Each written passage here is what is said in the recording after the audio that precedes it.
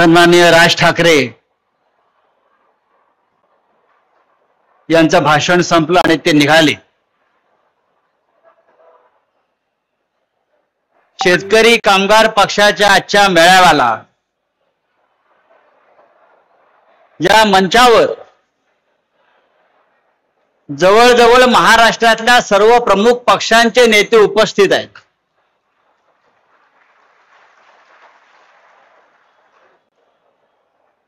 शशिकांतजी शिंदे साहेब आहेत, मनसे प्रमुख येऊन गेले, शिवसेना आहे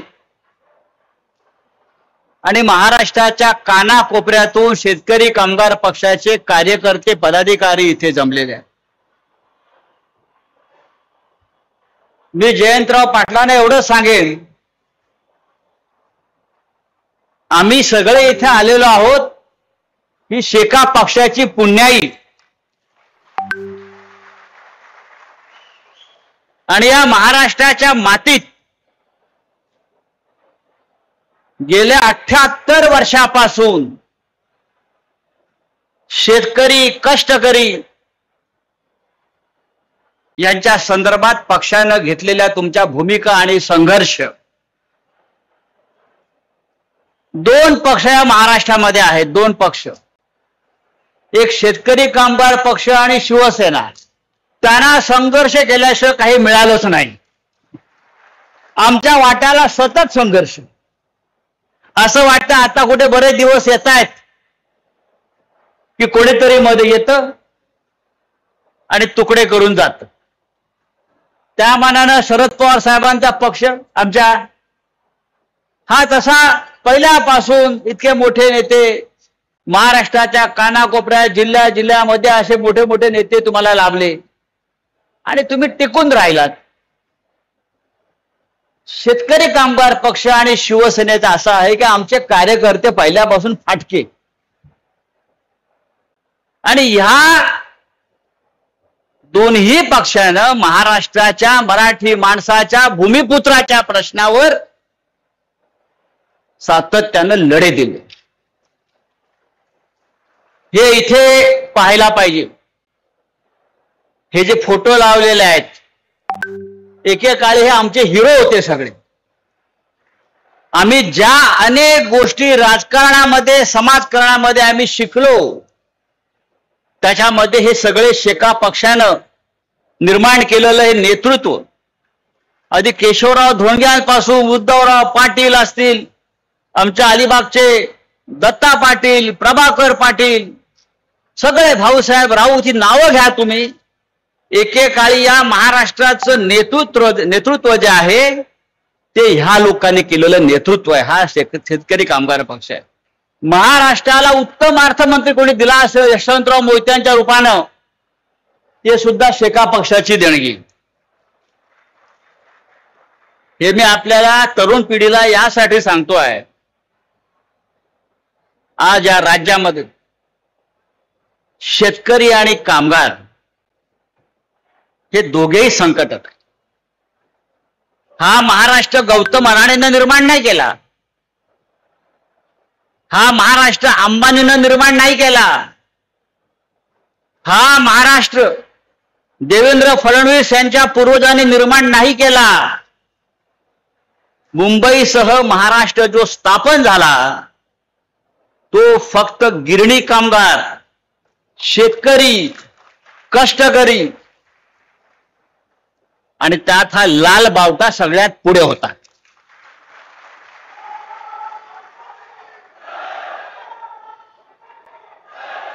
हा लाल बावटा स्वातंत्र्याच्या लढ्यामध्ये भारतीय जनता पक्ष नव्हता. स्वातंत्र्याच्या लढ्यामध्ये भारतीय जनता पक्ष काय राष्ट्रीय स्वयंसेवक संघ असेल कोणी नव्हतं. महाराष्ट्राच्या लढ्यामध्ये comrade Shripad Amrit Dange, comrade Annabhau Sathe, comrade Amar Shaikh, comrade Gangadhar Reddy, comrade N D. Patil, किती नावं घ्यायची, अहिल्या रांगडेकर. अख्खा रायगड जिल्ह्यातला शेतकरी कष्टकरी समाज हा महाराष्ट्राच्या लढ्यामध्ये होता सगळ्यांबरोबर, म्हणून हा महाराष्ट्र आज देवेंद्र फडणवीसला भोगता येतो आहे. माझं आणि शेतकरी पक्षाचं नातं आहे. मी रायगड जिल्ह्यातला आहे.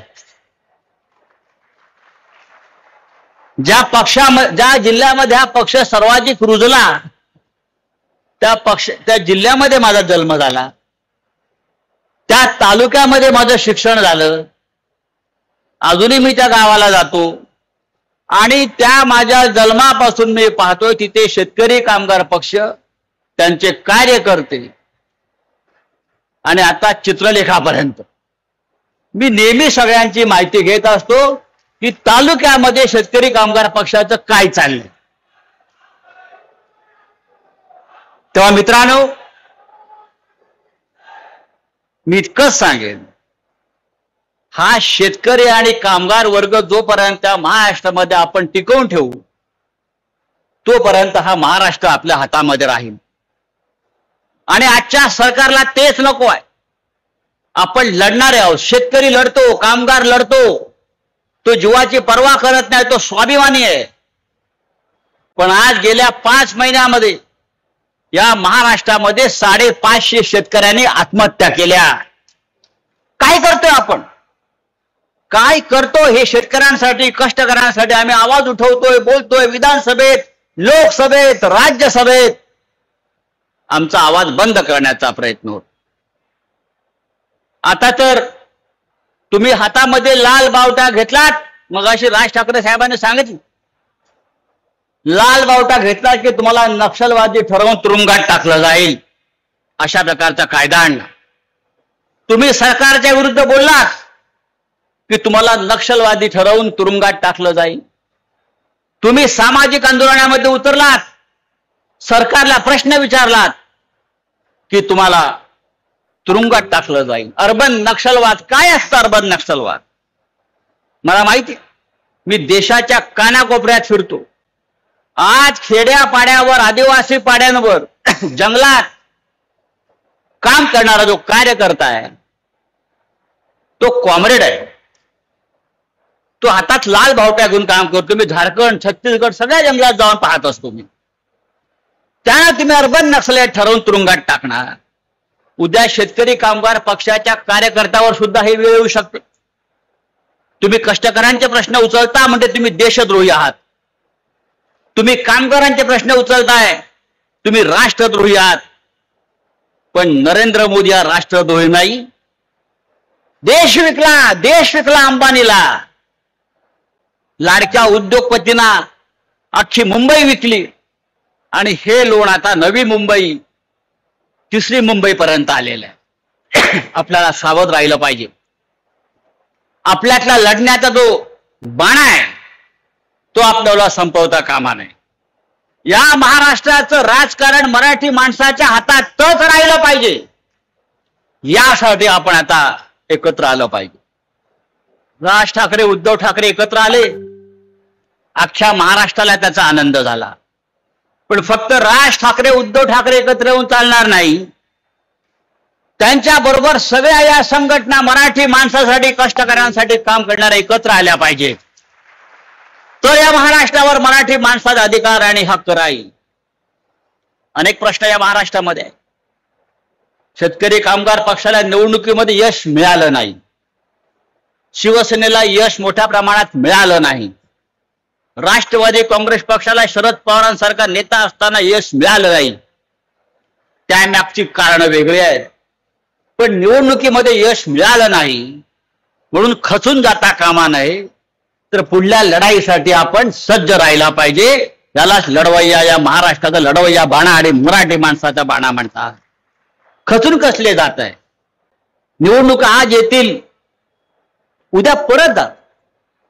पण आपल्याला या महाराष्ट्राचं नेतृत्व आपल्या हातात घेण्यासाठी आपल्याला कंबर कसून उभं राहावं लागेल. आणि आजच्या या मेळाव्याचं, शेतकरी कामगार पक्षाच्या मेळाव्याचं महत्व हेच. मी दिल्लीमध्ये 25 वर्ष आहे. आजही महाराष्ट्राचा रुबाब आहे दिल्लीमध्ये. आजही मराठी माणूस म्हटला, मराठी खासदार म्हटला की लोक दचकतात, याचं कारण हा महाराष्ट्र स्वाभिमानी आहे. हा महाराष्ट्र कधी झुकला नाही, हा महाराष्ट्र कधी वाकला नाही. आणि खास करून जे रायगड जिल्ह्यातून आलेले हे कार्यकर्ते आहेत त्यांना माहिती आहे रायगड जिल्हा म्हणजे काय. पण आज एक धोका रायगड जिल्ह्यात दिसतोय, जो मगाशी सन्माननीय राज ठाकरे यांनी सांगितला.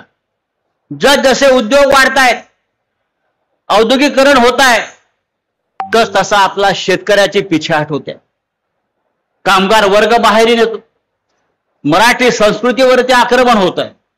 यासाठी शेतकरी कामगार पक्षानं पुढाकार घेतला पाहिजे. मी जयंतरावांना सांगेन, जयंतभाईंना सांगेन, जयंतभाई, शिवसेनेची आणि आपली विचारसरणी एक आहे. आपण भूमिपुत्रांसाठी लढणारे लोक आहोत. मराठी हा आपला आत्मा आहे.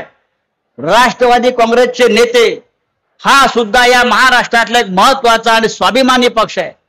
आपण सगळ्यांनी एकत्र येऊन या महाराष्ट्रावर होणारं हिंदीचं आक्रमण, उपऱ्यांचं आक्रमण थांबवायला पाहिजे आणि मराठी माणसाची भक्कम एकजूट उभारायला पाहिजे. आणि आम्ही सगळे एका नात्यानं आपल्या बरोबर जोडलेलो आहोत आणि हे नातं असंच राहील. महाराष्ट्र राहिला तर महाराष्ट्र धर्म राहील, मराठी माणूस राहील. आणि महाराष्ट्र मेला तर राष्ट्र मरेल, हे सेनापती बापट याने सांगितलेलं आहे. मला त्याची या क्षणी आठवण होत आहे. आजच्या दिवशी आपण मोठ्या संख्येने जमलेला आहात, महाराष्ट्रातून आलेला आहात, कानाकोपऱ्यातून आलेला आहात. हे राज्य छत्रपती शिवाजी महाराजांचा आहे, शाहू फुले आंबेडकरांचा आहे. याचं भान आपण ठेवलं पाहिजे. आणि आपल्या या राज्यामध्ये जातीय धर्मांध शक्तींना कोणत्याही प्रकारचा थारा न देता हे राज्य मजबूतीनं पुढे नेलं पाहिजे. इतक्याच मी आजच्या दिवशी शुभेच्छा देतो. आणि या कार्यामध्ये शेतकरी कामगार पक्षाला उदंड यश मिळो, त्यांच्या नेत्यांना यश मिळो अशा शुभेच्छा देतो आणि तूर्त आपली रजा घेतो. जय हिंद, जय महाराष्ट्र.